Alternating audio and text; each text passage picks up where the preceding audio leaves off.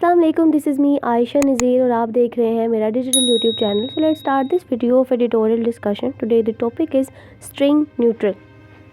پاکستان کے election commission کے پاس شاید ملک میں سب سے زیادہ تھینک لیس کام ہے. انتخابی عمل میں لاتعداد تبدیلیاں، ای سی پی کے کردار اور صلاحیتوں کے بارے میں محدود عوامی سمجھ اور ہمارے عوام کا سازش تھیوریز پر زیادہ آسانی سے یقین کرنے کا رجحان، سیدھی حقیقتیں اس کے کام کو عملی جامہ پہنانا مزید مشکل بنا دیتے ہیں. یہ چیلنجز ای سی پی کے عہدیداروں پر یہ ذمہ داری عائد کرتے ہیں کہ اگر وہ اپنی آئینی ذمہ داریوں کو غیر جانبداری کے سخت ضابطہ کے تحت ادا کرنے پر توجہ دیں یا پھر ان کو رکھنا چاہتے ہیں تو وہ موٹی جلد تیار کریں. یہ ایک بڑا سوال ہے، خاص طور پر جب ایک عام سرکاری ملازم کے مقابلے میں بہت زیادہ رسائی اور اثر و رسوخ رکھنے والے طاقتور افراد کے ذریعے کسی کو مسلسل ہراساں کیا جاتا ہے اور ہر طرح کی ناانصافی کا جو الزام ہے وہ لگا دیا جاتا ہے.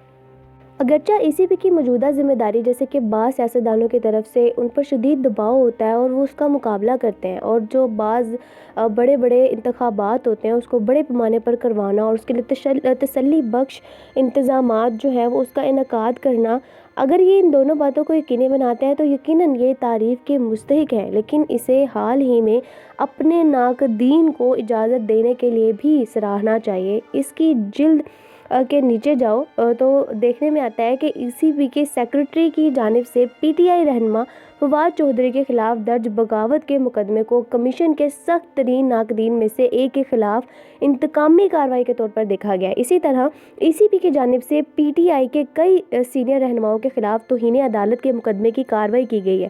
اگرچہ کسی بھی اہم شخص نے ان کے الزامات کو سنجیدگی سے نہیں لیا.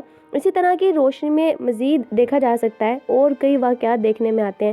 ای سی پی کے لیے دونوں معاملات پر آگے بڑھنے کی قانونی بنیادیں ہو سکتی ہیں، لیکن یہ ضرور پوچھا جانا چاہیے کہ کیا اس کے لیے پی ٹی آئی کے خلاف جیتنا زیادہ اہم ہے یا اپنے طرز عمل میں غیر جانبداری کا مظاہرہ جاری رکھنا زیادہ ضروری ہے.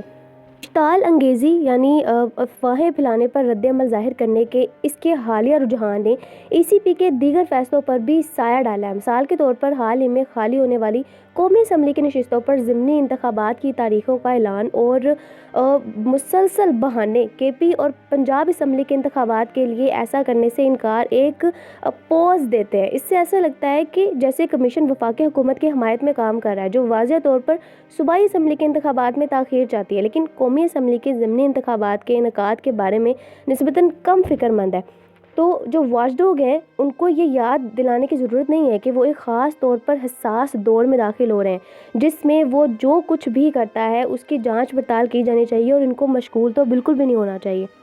So this is all about the second editorial of the day. Stay tuned. See you in the next video. Till then, Allah Hafiz.